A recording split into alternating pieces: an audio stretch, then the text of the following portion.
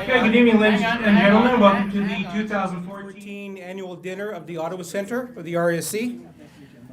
Hope you enjoy your evening. For those who has never been here before, you are going to enjoy the food, and I hope you brought doggy bags. Oh, can't say that. It's buffet. Food is fantastic here. It's really worth the entertainment. And Tim Puckett is, thanks Tim for coming down, is be our guest speaker. Many great door prizes, thanks to our Vice President, Gordon Webster. And the evening shall begin. So just a little bit of review of this year. The last few months of 2014 have been quite a change of venue from the Canada Science and Tech Museum to the Canadian Aviation Space Museum because of the mold problem at the Science and Tech.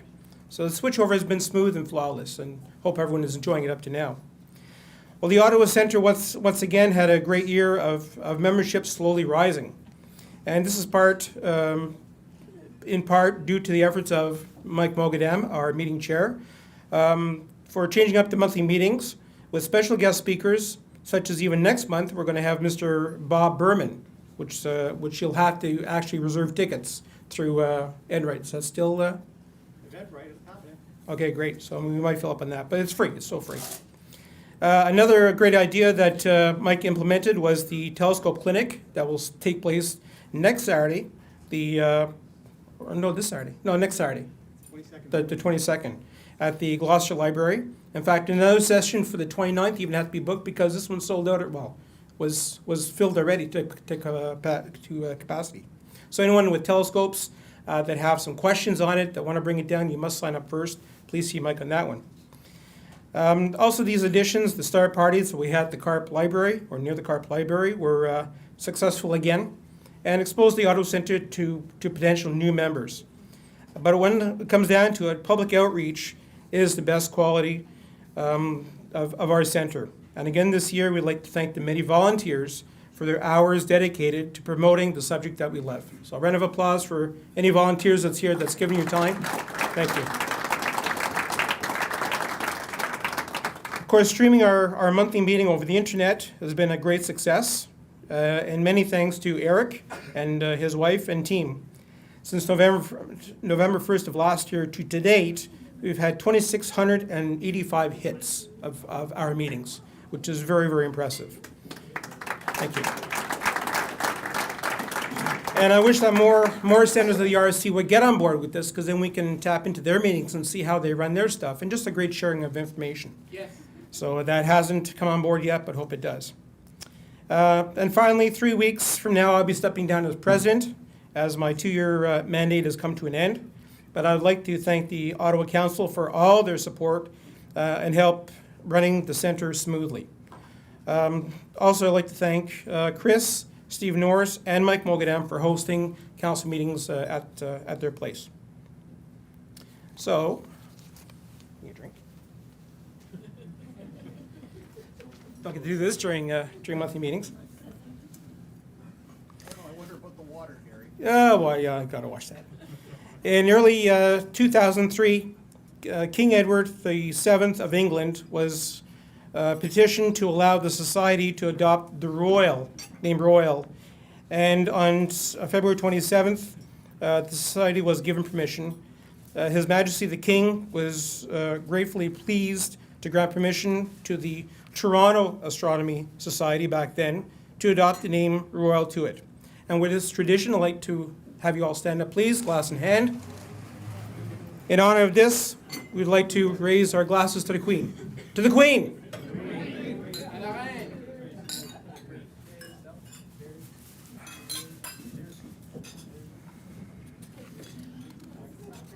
You can be seated. The Queen didn't say anything back, so you can be seated. Okay. So as I mentioned before, one of the great attractions here at Algonquin College is the fantastic hamburgers and hot dogs that's being served, namely the banquet. Second and third culinary students, their work is impeccable. From this, I'd like to take it on to Chef Gordon that will announce the rules and regulations. Take it away, Chef Gordon. Good evening, ladies and gentlemen. Once again, it's my pleasure to welcome you here to Algonquin College. I am quite sure I will not be seeing Any of you between now and Christmas, correct? So let me wish you all the best during the holiday season. Our buffet, ladies and gentlemen, this evening is prepared by our sous chef this evening, and he is responsible for putting everything together. And like all cooks, you always have problems with them. Brendan, I asked him at 10 o'clock this morning to make sure that the beef get in the oven. Unfortunately, I think it was, 4 o'clock when I went to check, no beef. I said, what am I going to do? He says, boss, don't worry about it. We do miracles here.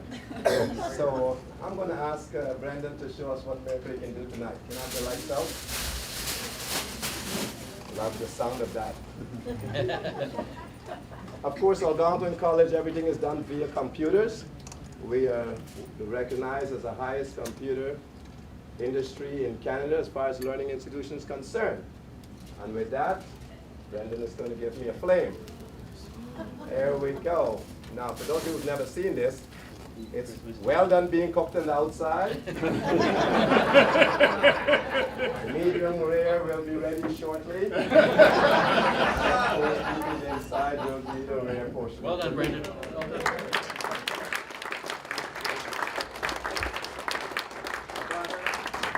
But Brendan is not only a chef, he's an ice carver. And he's good at what he does if you give him a chainsaw. So I give him a chainsaw, and I give him a 300-pound block of ice, and I said, go to it. And Brendan produced this masterpiece for you this evening. And for those of you who don't know what it is, of course, we pretty well finish our fall season, which is a harvest. And in the harvest season, of course, you know, it's time for the wine and the grapes and the drinking and so forth. So what we have here, the grapes above here, we have a glass of wine, bottle of wine, sitting on a pedestal. It's a very impressive piece of material here, Brendan did. One thing I'm going to ask you, ladies and gentlemen, I know like most Canadians, we like to touch. I don't mind if you touch, but please do not attempt to drink from the glass. Or put your tongue up against the ice carving. But feel free to touch it on your way by. I will ask you to remain seated. I will go table to table, which time I'll invite you to the buffet area. We have 2 sides to the one buffet table, so we'll be able to move you quick as possible through the buffet line. You will stop at the fruit area, those of you who would like to have fruit. Those of you who would like to reserve the fruit for dessert. Once you get to this point, you will make your way back to your seats. Once you finish your meal, you will then resume to the dessert area. Wine, there are wine cards on your tables. Feel free to make your way to the bar, and the bartenders will be happy to serve you. But I must remind you, ladies and gentlemen, on our active streets now, those of you who are driving, please be very, very careful with your drinking this evening, because I would like each and every one of you to make it home safely to see your loved ones. Enjoy your evening, ladies and gentlemen, and I thank you for your attention. Well done, Gordon.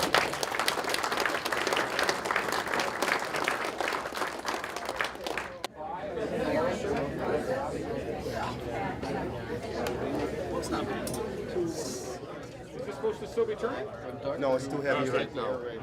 On behalf of our president, Gary Boyle, and the rest of the Ottawa Centre membership, it's my very great pleasure to welcome and introduce our special guest speaker for this evening, Tim Bucket. As many of you know, Tim is an amateur astronomer and an astrophotographer with over 30 years' experience. And I have sticky fingers and can't turn my page. He had an observatory in Georgia, which included a 60-centimeter Ritchie Chrétien telescope that he built himself out of scrap metal and about 10,000 hours labor. His images have been published in books and magazines around the world and have been selected as Astronomy Picture of the Day on at least 6 occasions. As well, his work has been featured on all the major American television networks, the Discovery Channel, and even Good Morning America. He is the sponsor and prime investigator of the Puckett Observatory World Supernova Search, an automated supernova search patrol. His team of dedicated amateur astronomers from around the world have discovered, according to one website, over 270 supernovae since 1994. And that number quickly changes. I think it's now, 285? According to, yeah, there you go. And 5 of them, well, now it sounds like more like 10, have been discovered this year. Part of the current team includes Ottawa Center Life member Lou Cox, and in the past has included Ottawa Center members Peter and Deborah Saravolo, Jennifer Tigner, and Doug George. Tim has built several robotic telescopes and is a robotic telescope consultant, you might say the go-to guy for professional observatories. Nice one. In the daytime, don't, you'll only encourage me. In the daytime, Tim is the marketing director of SBIG Astronomical Instruments, which is now owned and operated by Ottawa Senator member Doug George's company, Diffraction Limited.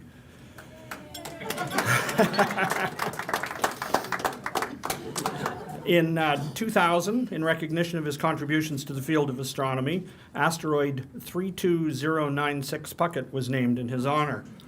Well done. The American Astronomical Society awarded Tim its 2011 Chambliss Amateur Achievement Award for achievements in astronomical research by an amateur astronomer. Tim remembers being fascinated by the night sky as early as age 5. He said, "For me, it was the wonder and mystery of the sky." I think that's something we can all relate to. Tonight, Tim is going to share with us the secrets of his supernova search process. He's promised to reveal all the secrets. So please join me in welcoming Tim Puckett.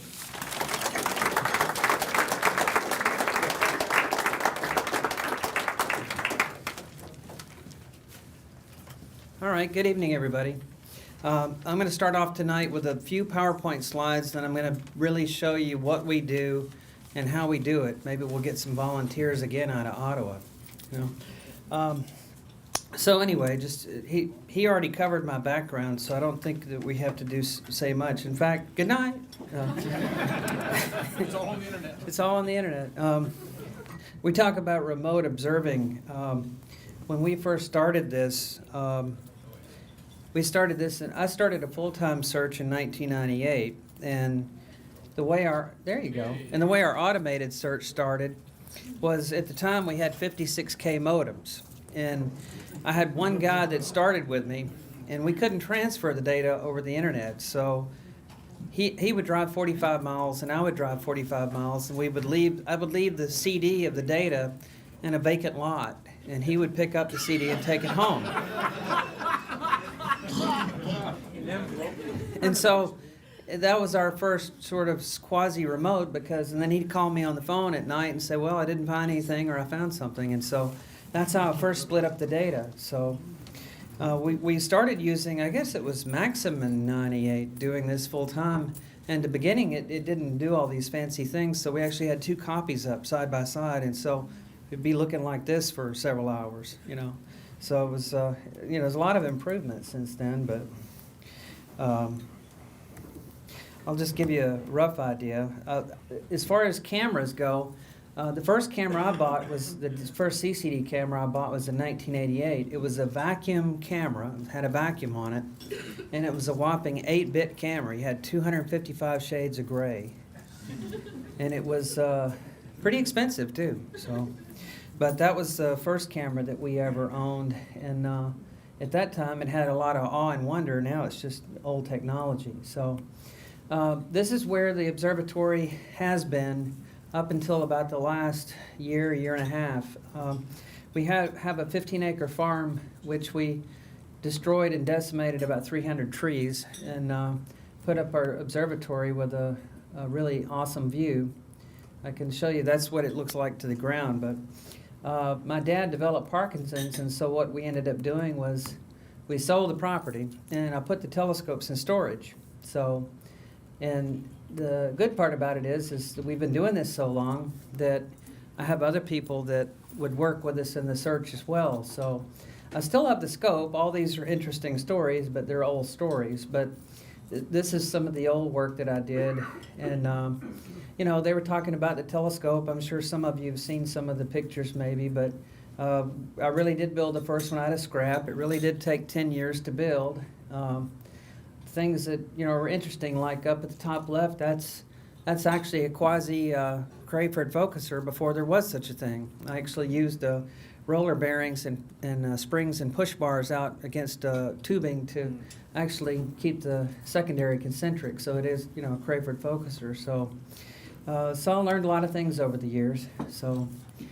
And as far as the scope goes, the scope's now in storage. My dad got developed Parkinson's disease a couple of years ago. And so he couldn't stay up on the land anymore. I was traveling too much. So we sold the property, but we still have the scopes. But the good part about the story is that, we sort of got traction because we had done this so long. And so Jack Newton has 3 scopes that he's running full-time on the Surge. We've got another guy, Wick Patasol. He runs a 20-inch scope in New Mexico. And Dick Post, he runs a scope in New Mexico and one in Maine. And so the way it's set up right now, we can run about 6 scopes simultaneously. But we're not running that many because we don't have enough people to blink images. So you can capture all the data, but if you don't have enough people to look at it, it's not going to do you any good. So anyway, there's just various stories, but the first scope took 10 years to build, the second one took 90 days. So it's a wonder what you can do when you pay somebody to actually shear the materials and cut it. So the next one was really fast to put together. So, but anyway, all these scopes are eventually be put back up somewhere. I'd like to find a place, somebody's backyard to put them in. There's a lot of places that, yeah. We just spoke about South Mountain. Yeah, well, there's a lot of people that want to put it up for profit, and we just want to put it back up and use it again. It just as, not money, but just to use it. So, and yeah, we just want to put it back up and get it in service again. So, anyway, we have some other telescopes too. And anyway, as far as just the idea of what all this stuff does, I'll get onto the rest of it. But as far as the locations, that's kind of the stations we have right now. So we have one shooter, one imager that's inactive right now, but and he's in Osoyoos, British Columbia. So anyway, what I'm going to do is I'm going to take you into showing you some other stuff and not the rest of this PowerPoint. A couple things that are honorable mentions anyway. I was just going to show you the diverse amount of people that we've had on the team, from retired cancer doctors to teenagers to, people that are still in their professional jobs. So we've had all kinds of people that have been on the team, and this is just a sampling of the people that have been on the team. So we've had 4 or 5 teenagers to date. Deborah Tigner, who's, I guess, her Peter and Deborah, that's her daughter, and they're a member of Ottawa, aren't they? Yeah. So, yeah, but I think she was about 14 or 13 or 14 when she found hers. So, and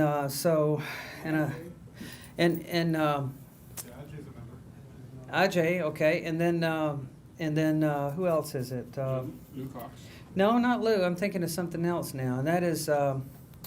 It's Dave Lane's partner's daughter. She found one, and she's about 10 years old, so, which is, great. So what we're trying to do is work on getting a more of a public interface to try to get more people involved, more kids involved with schools. So anyway, a couple of things I want to show you about just different discoveries.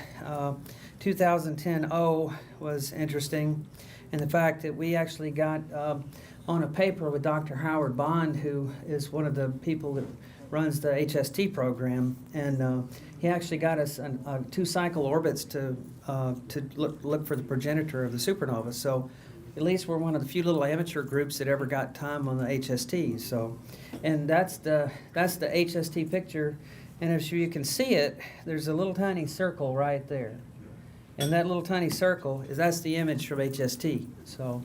That's actually the supernova in the center, and that's the whole picture of the camera on the Hubble. So, and I'm sure you probably heard about it now, but there's one happy father that his kid was on the team, and they even got that kid to the White House. So, regardless of your politics, it's still neat that our program has generated these youth to have some activity, you know. So anyway, last thing I was going to mention just on bragging rights was that there's a new type of supernova paper that came out last year, a new classification, the type 1AX. And out of the 25 cited in the examples, we found, I think it's 6 of them.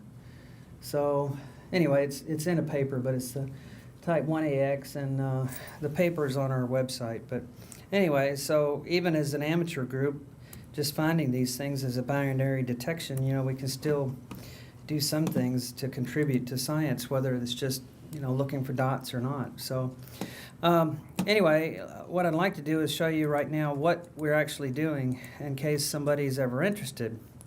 On a nightly basis, what I do is I send out an email to our group, and we have a private email group, and we send out an assignment sheet every night of what we shoot. So this email here is just an example of what we image. And so there's a link in the email, and somebody would go and click on it, and they type in their password and username, and they would see what sets are available. This is the data that was taken last night. And as you can see, here it tells you the number of images on the left side of how many are in the group. So for 7.5 to 8 plus 30 plus 40, there's 37 images in it. So if you wanted to sign out that data, you would click Edit Assignment, and you would go down to that set, and you'd simply just put your initials by it, and then you'd hit Save. And so what it becomes is it's a self-serve system. So once we send out an assignment sheet of all the data that, you know, that's available for that day or the next day, you can go sign out your, you know, whatever your schedule allows you to blink. So we have a self-service sign-up sheet to where the volunteers can go out and blink the data. And as you can see, we still have some left from last night. So, and that's just a sampling of what's going on in one day. And that's only about 3 scopes. So right now we could run 5 scopes a night, but we don't have enough people to blink the images. So I'll log off of there, but that gives you an idea of what you can do. Just to run through these pages, these are just, you know, what we do in a week's time as far as the sky coverage.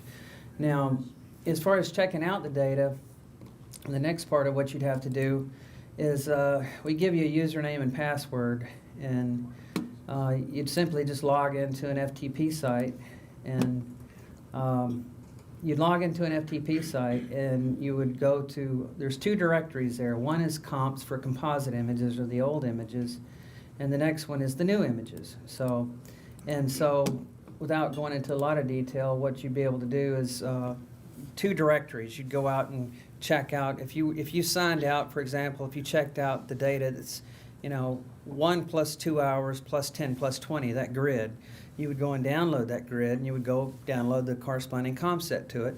You'd extract them both on your desktop, and then you would proceed to blink them. So anyway, I've showed you how to do the self-sign-up. So you sign up for the data, then you'd go to an FTP site and download the data, and you'd extract the 2 zip files to an old and a new directory. And there's a reason for that. I'll show you if I can get this launched. Here we go. So in the search tool that's included with MaximDL, you'd be able to select the directory of the old images, you know, your composite zip, and then you'd select the extracted directory for the new images. And so as far as the way it works, there's all sorts of options you can set up for the search tool. I don't know if anybody here has ever tried to look, you know, search a Minor Planet server or go to some website and they change the link, right? Well, a lot of what we do, it takes the RA and DEC and the decimal of a day out of the FITS header, you know, the image header. And so it takes that data and runs them through a query on a website. So if they change the link, we now have the capability of changing the hyperlink here. So there's all sorts of things you can do. You can flatten background and other things. But some of the useful things is you can select, if you want to go and look at a POS plate or a DSS image, you can select the type of image you want, whether FITS or GIF. You can also select, whether you want DSS2 red or IR or what type of plate you want to look at. So all that's real helpful in the search. So, and I'll show you a little bit more about that in a minute. So you're going to select your old and your new directory, all right? And you simply hit start.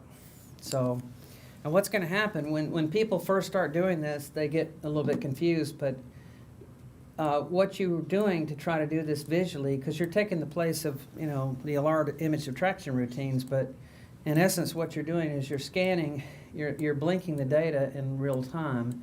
And so you're actually holding down the shift key and you're left clicking and scaling. So what you want to do to begin with is you'd zoom into the core, you would darken it down and say, oh, no double nucleus. So you don't have a secondary nucleus or a supernova next to the nucleus. So then you would zoom out and try to scale them to about the same intensity, roughly. And then you'd hit the blink button. And that's about as complicated as it gets. So now there are some reporting routines and things that we'll go through, but I just want to show you an example.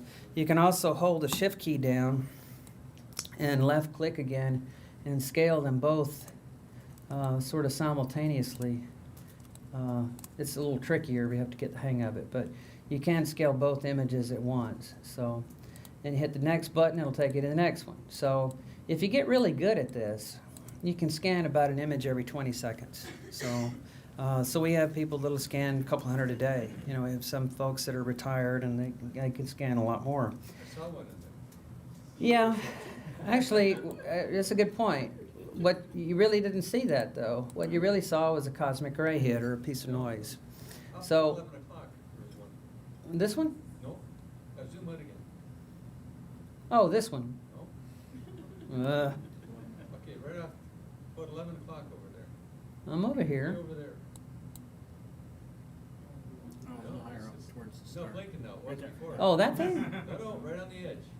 You must Right have there. blinked, Chuck. The one above that. Oh, I don't know. But anyway, what you're seeing in there, what you're probably seeing in there is noise. I mean, well, there is one point to what he's saying, and that is that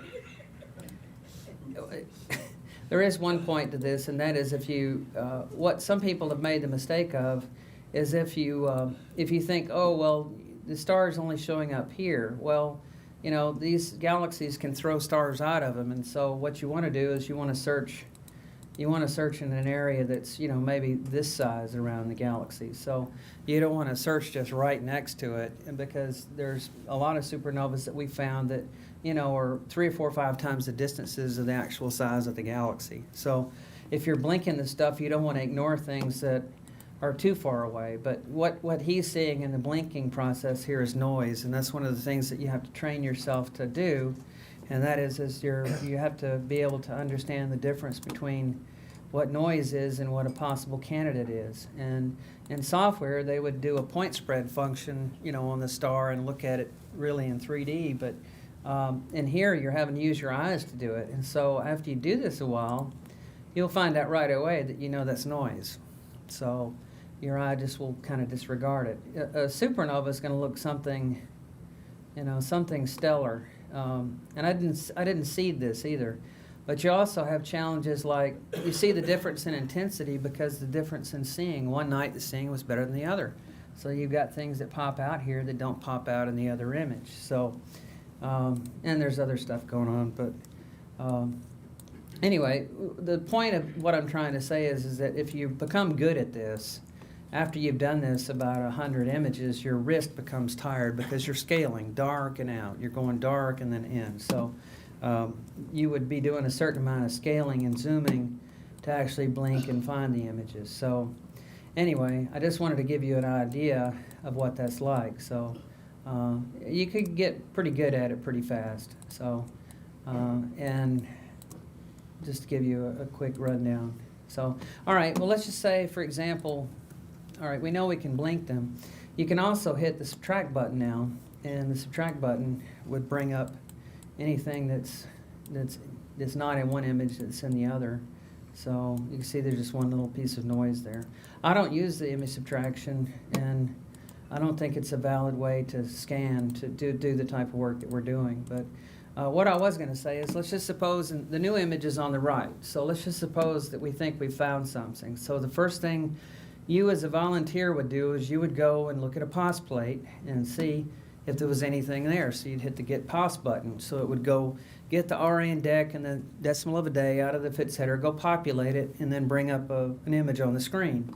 So you can say, well, it's not in the Palomar Sky Survey. So the first thing you would do, like I say, is you would check the POS plates. Then you would check Minor Planets. So what this thing is doing is it's actually going to go query the Minor Planet Center, if I'm hitting the right button. Let me try something else. Maybe I have the wrong browser open, I don't know. Let's see. What this does, it goes to the Minor Planet Center, and if I'm on the internet still, and we'll go and tell you if there's a minor planet in the field. So maybe I'll just restart it.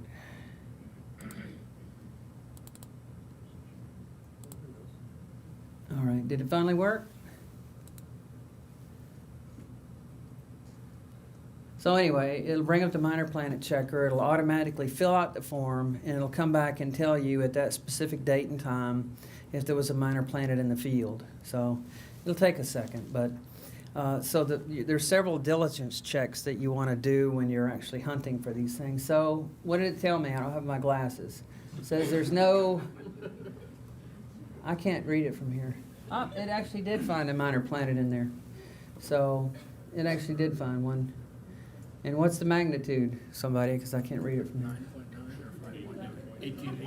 18.9. So we know that the limiting magnitude of these images is about 19, which means we couldn't even see it. So, but what would happen is that on that form it tells you the offsets of it'll tell you the asteroids in the field. It'll say the asteroid's 2.2 minutes north and 2.2 minutes east of the field. And we know that's a 12 arc minute field, so we go 2 minutes this way, 2 minutes that way. And if the thing's down here, nope, not the minor planet. So that's the way we figure it out. So then there's other things that we do. The last real thing that we do is we ask them to check the recent supernova list. And so that'll bring up the recent supernova list. And so we've actually had a dry spell until yesterday.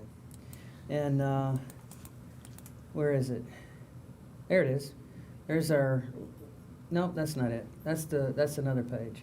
Oh, here it is, the transient page. On the transient page, believe it or not, that's us. See that little P?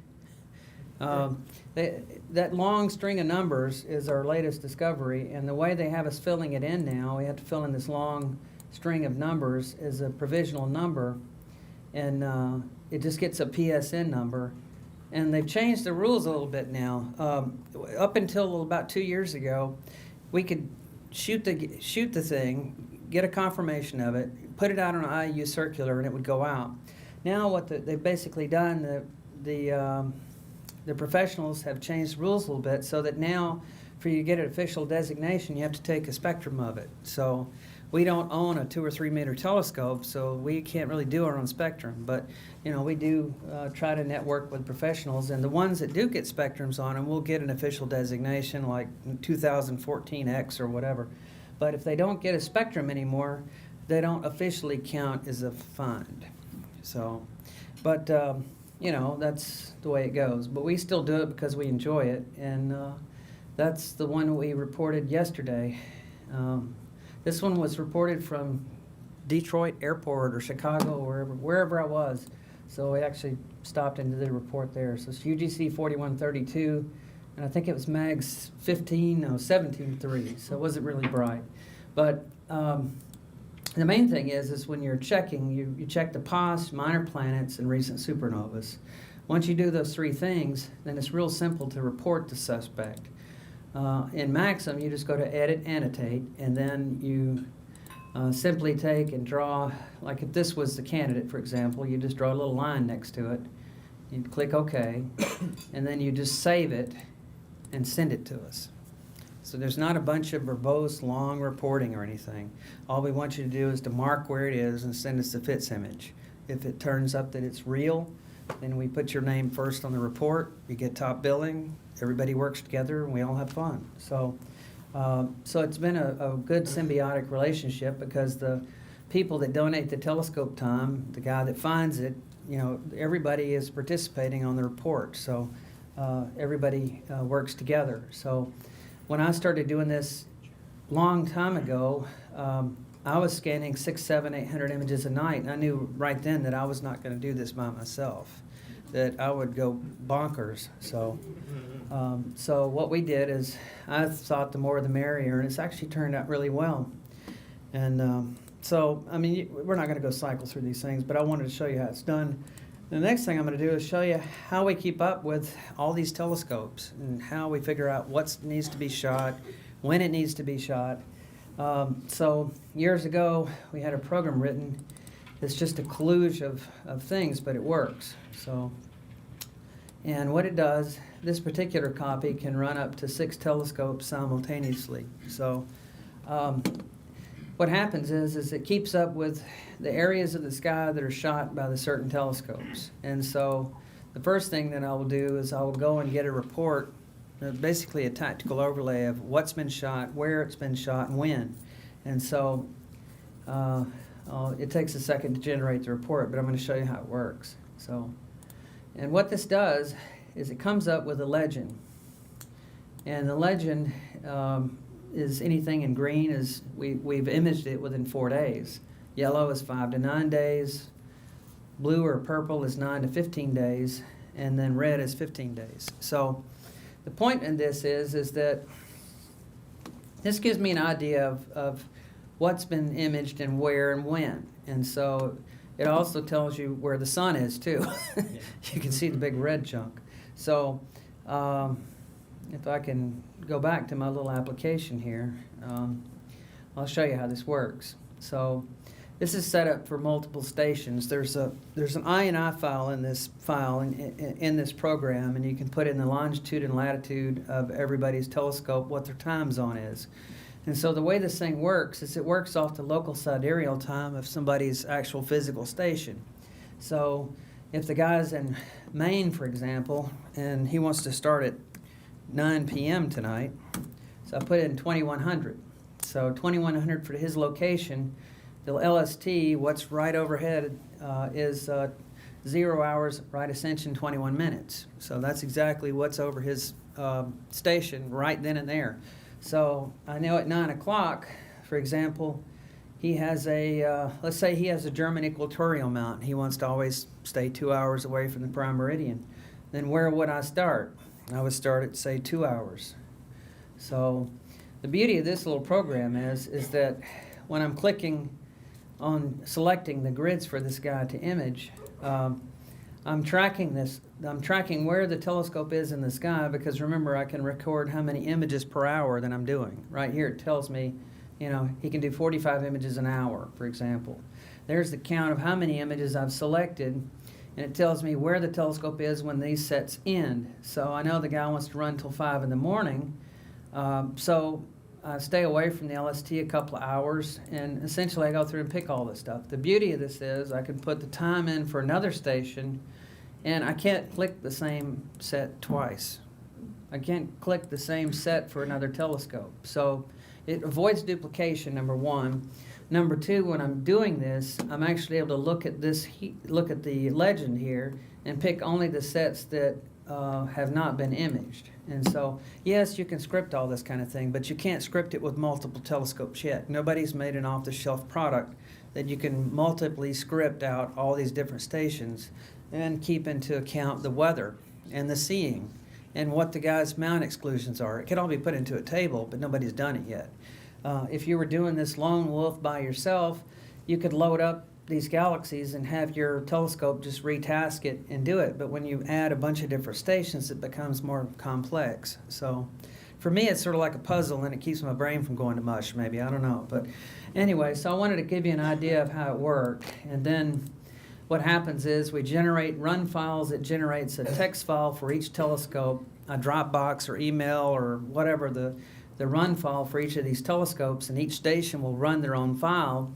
And then I can create an email file, and that file is what I post on the self-serve sign-up sheet. So the way that works. And so now that should give you a good idea of how we've been doing this thing since 1998. So the thing that we can do now is I feel like we have just a few years left at most to continue doing this, because you've got PanStars, you've got LSST is now fully funded for their the building phase of LSST is now fully funded. PanStars is about to really go online, and so we don't have much time for to find a whole lot more things. Once the sky is shot all night long down to 23rd or 24th magnitude in real time almost, amateurs aren't going to be making any more discoveries. So I think it's at least fun to try to continue to do this as long as we can.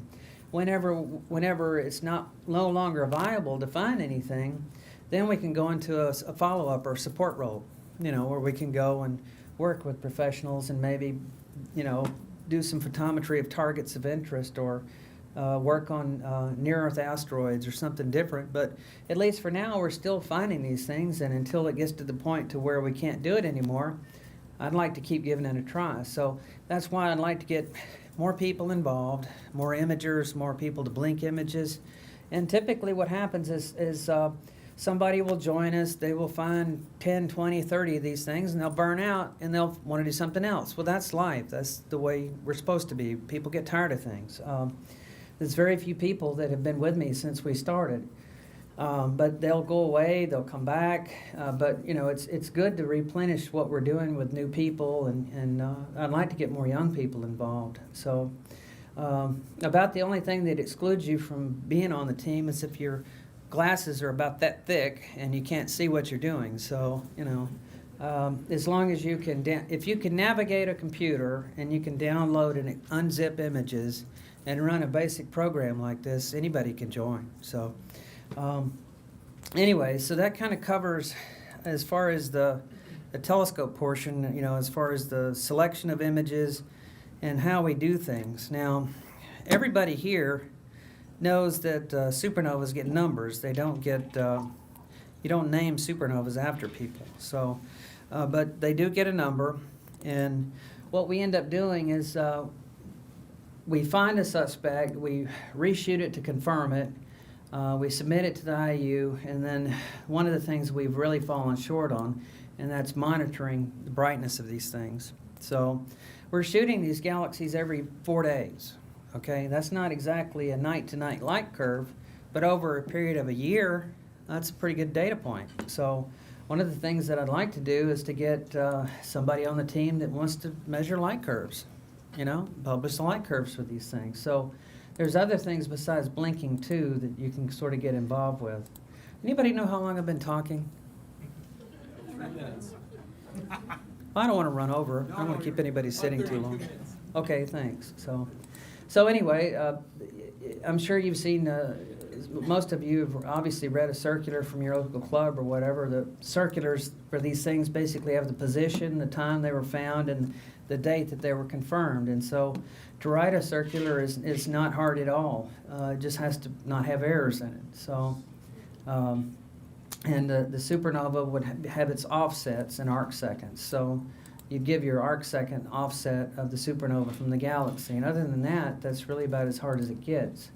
Our original targets from back in the 90s were done, I think, with a 12-inch Meade telescope when we first started. So, and there's some examples of some early finds. As you can see, it's not blinking it, but you can certainly tell where it is. So it's not hard to see them at all. So, and these are other candidates. You can see just different examples of different finds. Some of these are actually pretty faint. That's why you have to scale the images so much to bring out the details. So, and I think right now, we get asked this, but I think we're right now at about 295 is where we are right now.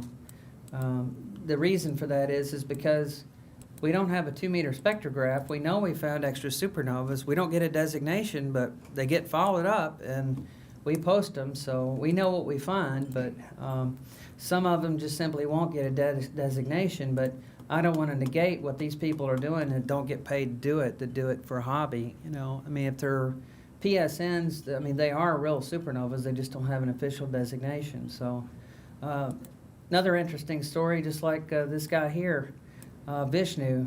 Vishnu is an exchange student from India, and he started on our team as a teenager. I think he was 14 or 15 years old.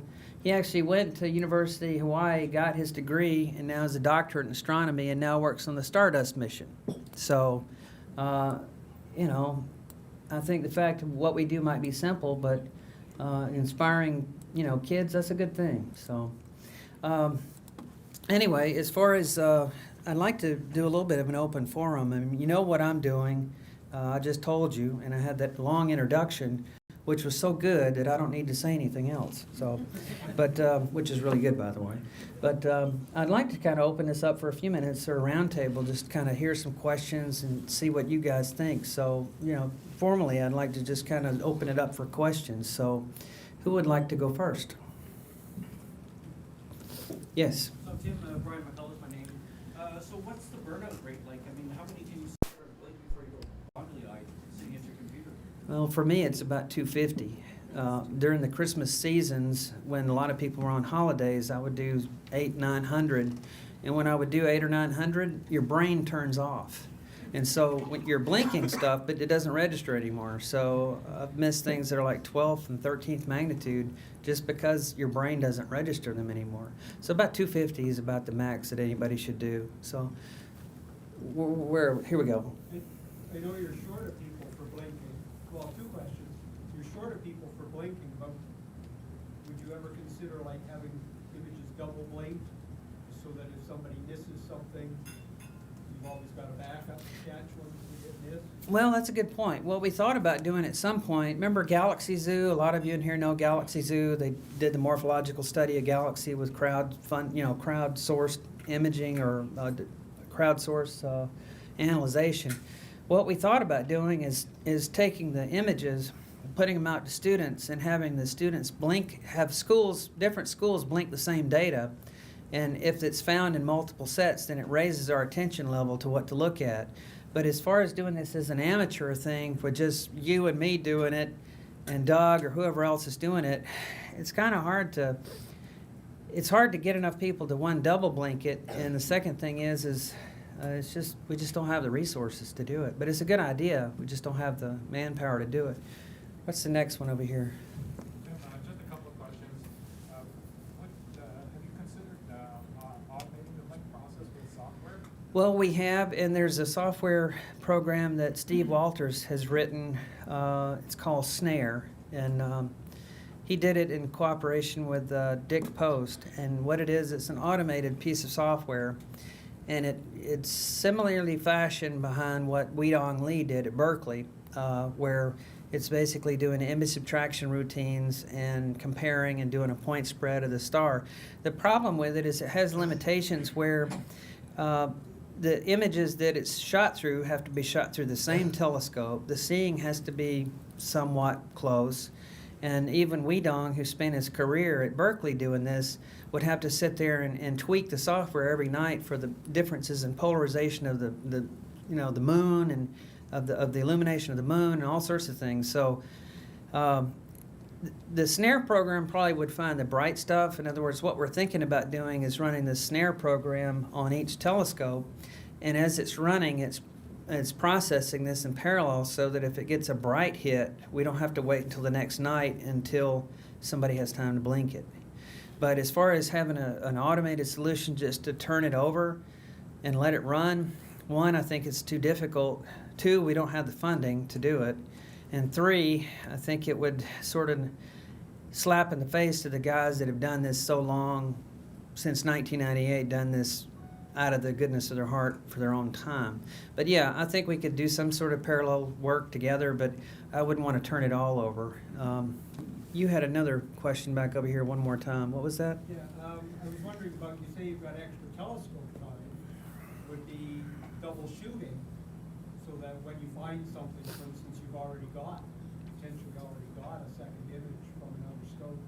Yeah, that's true. You can do that. And one of the things that the Snare thing they're talking about doing, the same thing Berkeley did, is what it does, it scans the image after it's taken. If it sees something that it needs to look at, it'll go back and retask the telescope to go back and shoot it 30 minutes later. That's another option.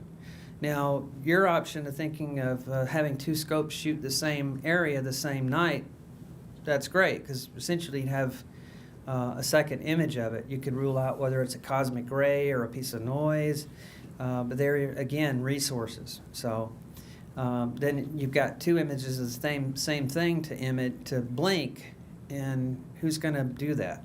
Because then it becomes resources. So I guess maybe in processing and software, you could take those two stations and maybe somehow use the two images together as part of your image subtraction and analysis routine. But, there you call into more resources. Yeah. Yeah, do you have many people covering the southern hemisphere sky? None. We have none. We contacted several of the guys down there about working it together. There's only a couple of guys right now that I know of. It's Robert Menardo or whatever his name is, and then I can't think of the other fellow's name. Stu Parker. Stu is running something down there, but other than that, we've got telescopes in storage. If you know anybody in the southern hemisphere, ring them up. We'll bring some stuff down. Yeah. Yeah, Roman. Yeah. Do you have any experience dealing with supernova searches using neutrinos? No, you mean like with a magnetone detector or anything like that? There's a lot of study going on with that, and I know they can pinpoint them to a certain degree.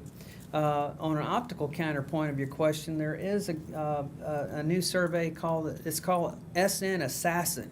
Sounds really ominous, but what SN Assassin is it's like a 4-inch lens in Haleakala, and it images the whole sky every night.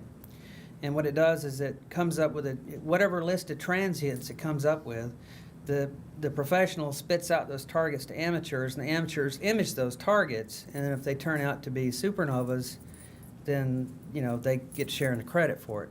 Interesting idea, but you got to have a lens on Haleakala and the data pipe to get it out of. So to answer your question, I don't know. I know how they use them and what the rate is, but I don't know.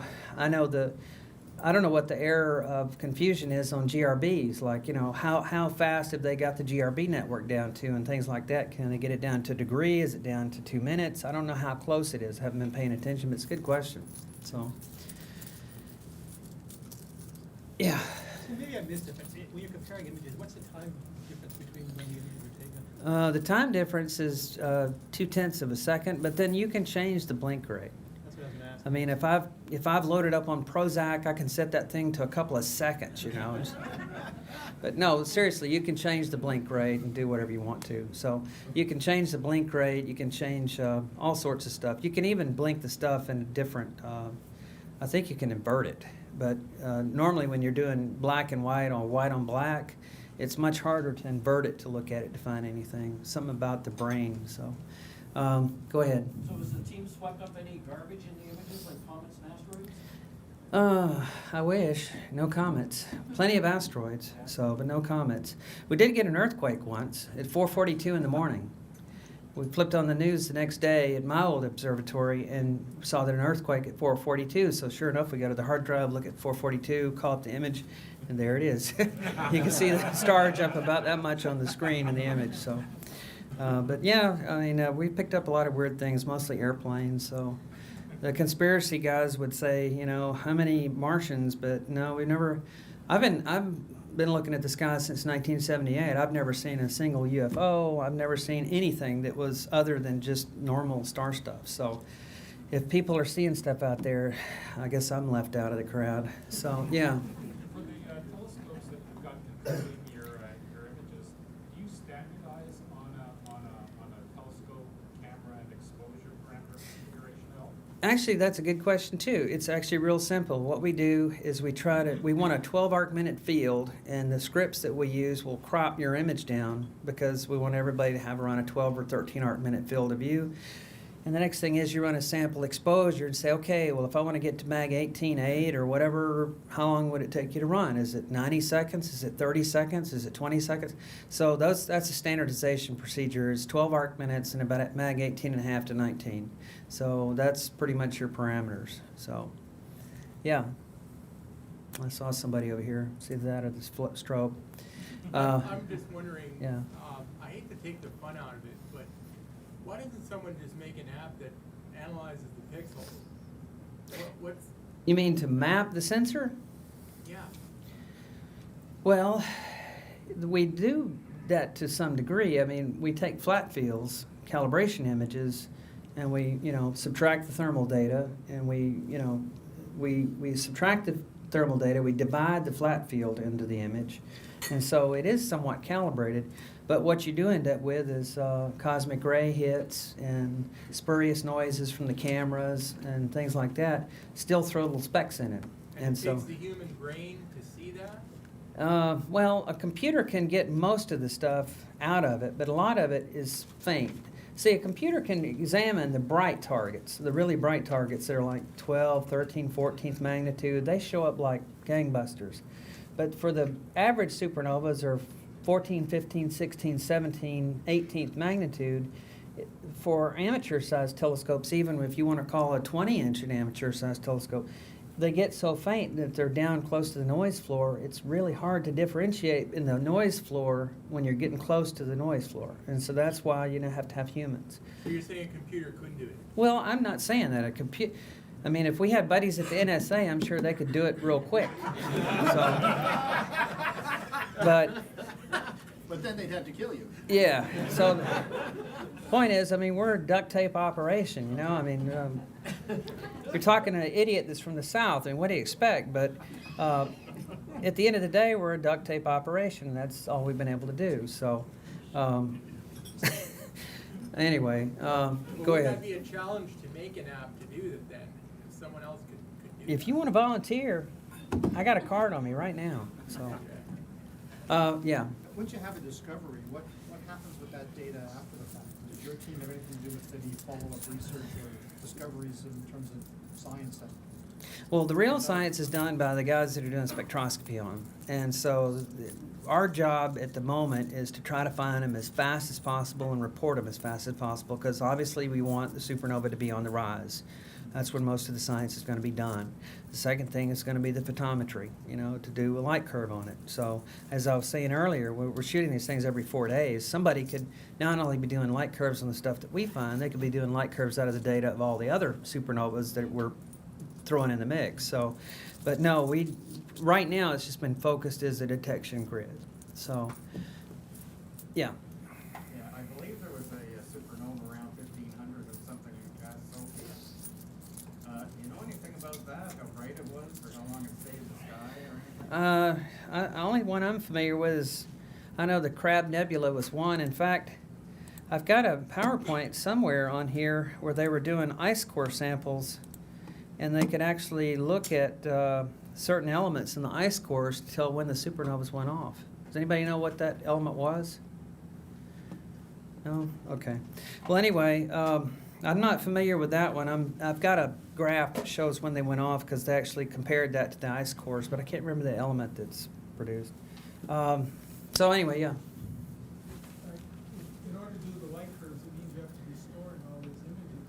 How many terabytes?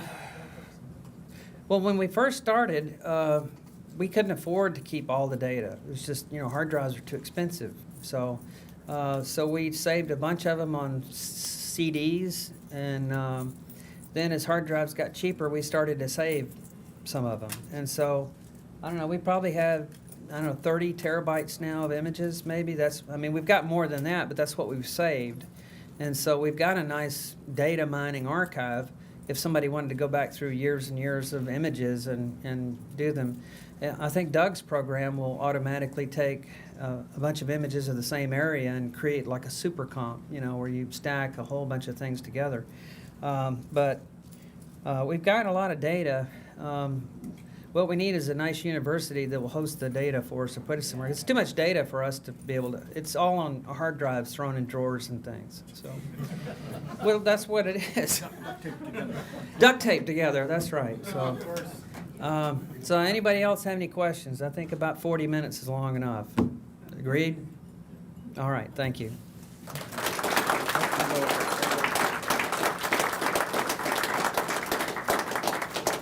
Thank you very much, Tim. That was a wonderful presentation. We really enjoyed it. We have a small token of our appreciation here for you. Oh, thank you. Thank you.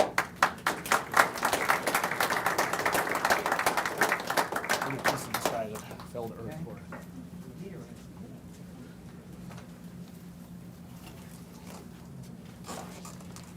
Okay, thank you, Tim, for that wonderful synopsis of what you do, and you do it very well for the last umpteen years. You're pretty well the forefront of discoveries, which is great, because as we were talking about, not too many other people do this. So we're very fortunate to have you here, and hopefully you get more researchers. And don't forget, South Mountain Observatory, always at your beck and call.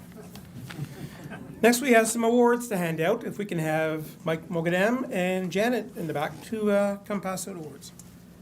Well, good evening, everyone. I've had the pleasure, as you know, of almost a year now being the meeting chair, and at first it was a daunting task because I followed in the steps of some pretty formidable meeting chairs. But over the course of the last year, I've been really privileged to see many wonderful presentations and see some amazing images by some very talented members of our organization. Many amazing sketches, many amazing observations, the depictions, and I took it very seriously, the awards I'm giving out tonight, and I spent quite a bit of time. And I know Gary and Chris were saying, "Come on, Mike, we got to get this going here."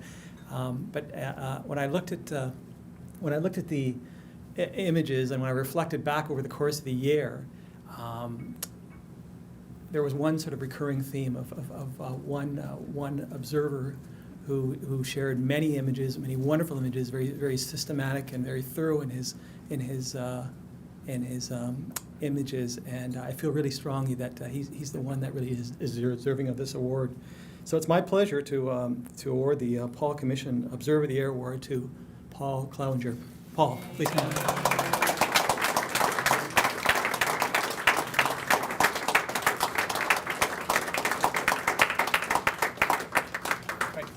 Easy choice.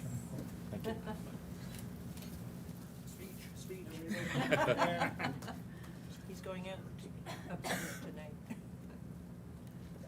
Yeah, it's clear tonight, so. Can we move this along, people? Come on. Thank you. Congratulations.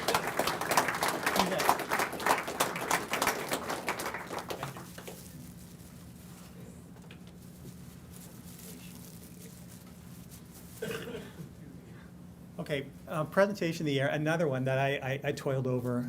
I spent quite a bit of time looking back at, over the presentations, over the synopsis. Eric and Eunice, your work is amazing. It's very helpful to go back in time and look at it.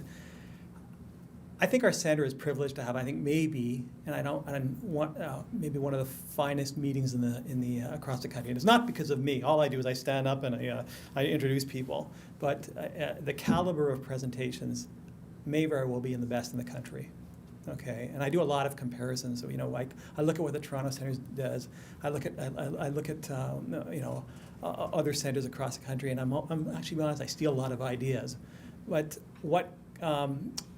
when I look at and make some comparisons, we really truly are blessed to have many speakers who are who are very passionate about their presentations, who clearly have put a ton of time into their presentations, and I feel I really feel we're very privileged to have the caliber of speakers we do have. Hard to make this selection because so many people brought so many different things to our meetings that it's hard to not recognize all of the wonderful things that they brought. However, there is one person who the presentation was very memorable. It still is. It's clear that this person has put a ton of time and over, I think, many years into the presentation, and I think many will agree that this presentation is I think the finest of the year. So my pleasure to present the presentation of the award to Tim Cole for his Computing the Cosmos, the Astrolabe. Well deserved. This is a surprise.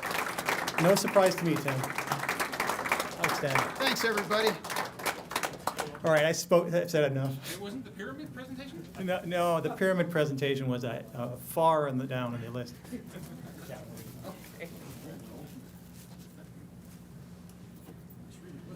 Hello, everybody. It's my pleasure to present the 2014 Astronauts Best Article of the Year, and it's presented to Michael A. Earl for his article entitled "The Lunar Eclipse That Nearly Got Away." And if you hadn't had a chance to read it, I believe it's the April Astronauts, so I'd highly recommend it. It's very funny. Thank you. Congratulations, Michael. I don't think he's here, is he? No. So I'll just leave that there. Yeah. Okay, thank you, folks, for presenting, and congratulations to the winners. Well, it's raffle time next. Take out your tickets, and Gord, do you want to handle this? You got the box tickets? Yep, it's down there. Sweet. Okay, has everybody got their tickets ready? First come, first serve, or are you picking a prize first? No. Or set the ground rules. First come, No, we'll do it the way we do it at the meetings. Just come and choose as your numbers are called. First of all, I'd like to start by thanking the contributors that are here tonight. Doug George and Diffraction Limited has contributed the basic, what is it, the Maxim DL. Brian McCullough has contributed a couple of prizes, a book and a little camera keychain. And Kent, are you still here? Kent from Focus in the back there has contributed a couple of prizes as well, and I did too. So, everybody ready? Here, I'll let you start. Okay. Number 31. I knew before you. Okay, I'll let you choose the next one. Okay. And who holds? Number 35. Don't take the tail rat. Don't take the tail rat. Number 57.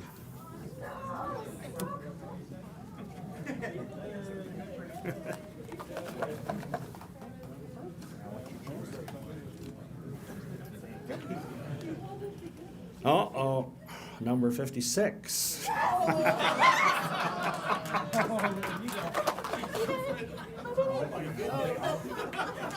take that one from you. And then We're putting that on you.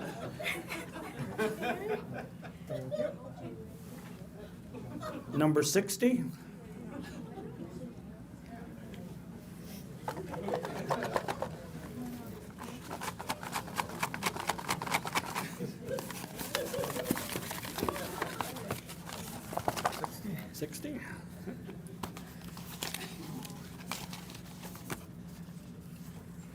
Thank you. Oh, it's the parking lot. Number 48. Hey, hey.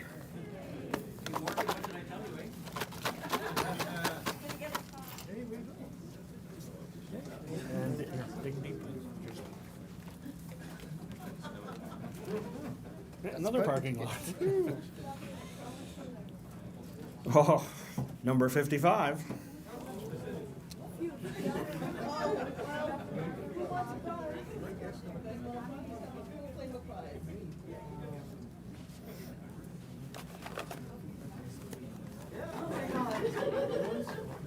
That's good. Yep. Pull it on in there. Number 32.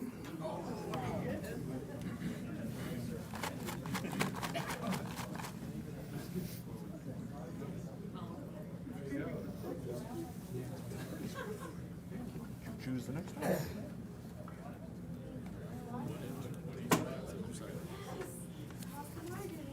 Oh, I'll take this award. Under the B, 16. Number 16. Ah, there we go.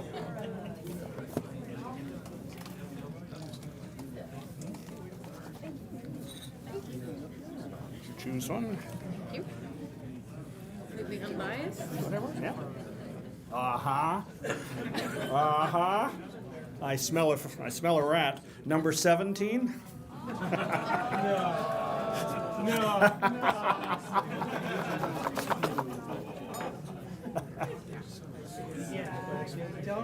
Pick something before Al comes.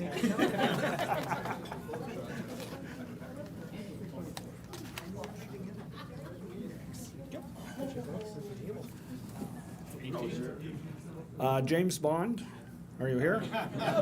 007.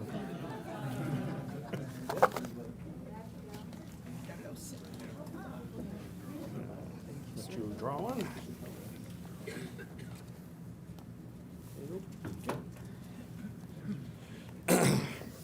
All right. 006. That was the villain guy.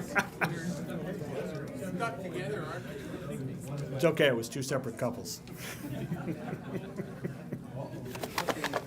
Now we know who the villain is. It's 006. Thank you. Number 53.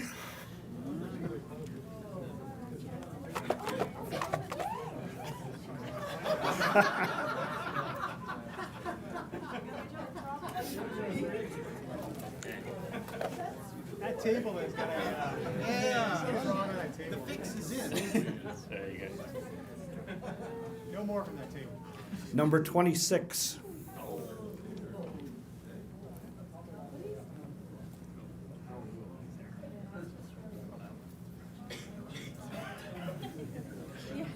Earn that. Everybody was. Got that flat. I won that one. There's 26. I'll let you choose another one.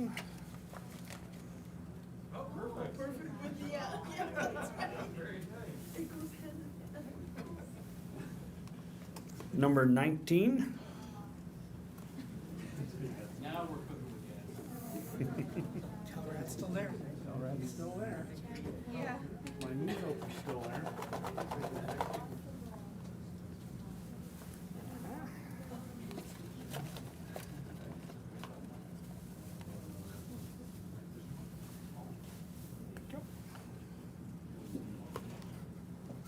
Number 1.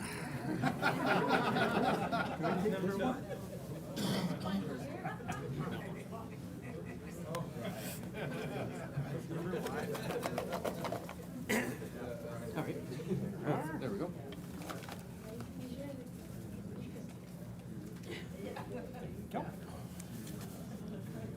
Number 27.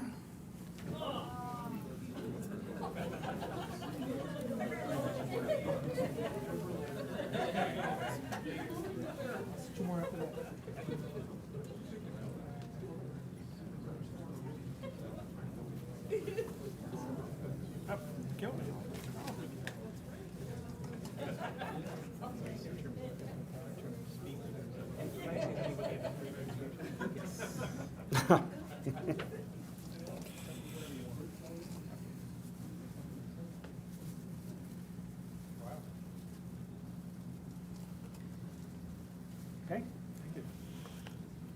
I'm almost embarrassed, except I did want that moon filter.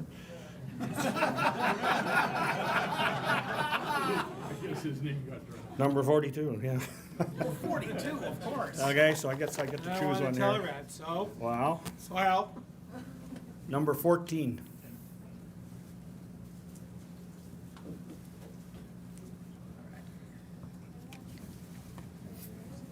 You're a good person, Gordon. Which filter did you want, Gordon? The 25 mil, or 25. Yeah, that's it. Good choice. Thank you very much. Yeah, 25% moon filter, yeah. Thank you very much.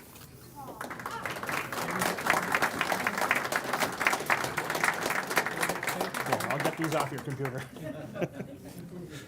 And next we have Mike Mogan with just a couple of words about the registration process coming up.